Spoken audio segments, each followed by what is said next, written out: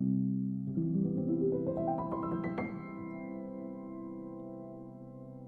éditions Citadel et Masno vous présentent le 55e volume de la collection Les Arts et les Grandes Civilisations consacrée aux arts africains.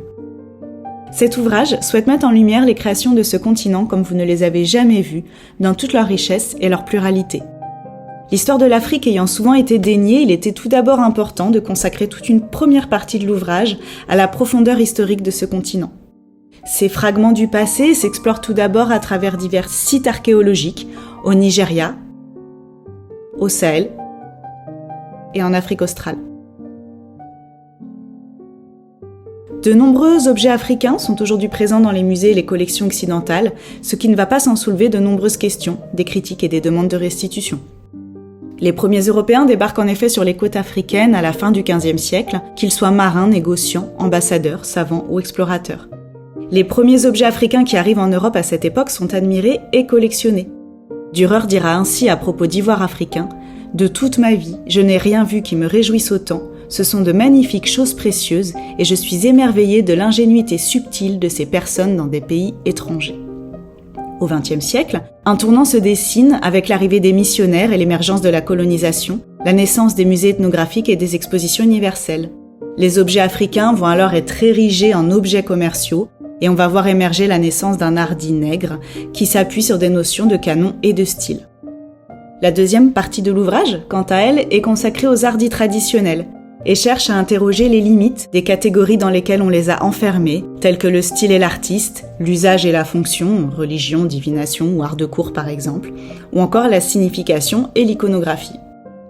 Les arts africains sont en effet souvent interprétés à l'aune de connaissances lacunaires sur les contextes de collecte ou tributaires d'une certaine vision qui va être exprimée par les créateurs, les commanditaires et les spectateurs. Or, certains objets peuvent avoir plusieurs sens et être interprétés différemment selon le degré de connaissance ou d'initiation d'une personne.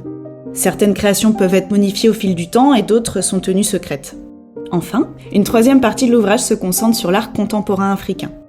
Pendant des années, aucune œuvre d'art contemporaine de ce continent n'était présente dans les musées, ce qui en donnait une vision traditionnelle et passéiste et laissait peu de place à la créativité individuelle. Ce chapitre permet également de souligner la porosité des frontières entre art traditionnel et contemporain, les artistes accordant leurs innovations aux goûts et aux attentes qu'ils ont pu observer. Ces dernières pages sont l'occasion de découvrir les œuvres d'artistes renommés comme Chéri Samba, Esther Malangou ou Romuald Azoumé. Enfin, au fil des pages, divers encarts émaillent le texte afin de présenter les arts de régions spécifiques comme l'Éthiopie chrétienne, l'art Yoruba du Nigeria ou les arts du royaume du Dahomey ou Ashanti, ou encore des matériaux particuliers tels que la photographie, les étoffes précieuses, les perles ou encore la céramique. Présenter tout un continent en un volume se révélait être un véritable défi, et c'est celui qu'ont choisi de relever avec brio les 27 auteurs africains, européens et américains de cet opus.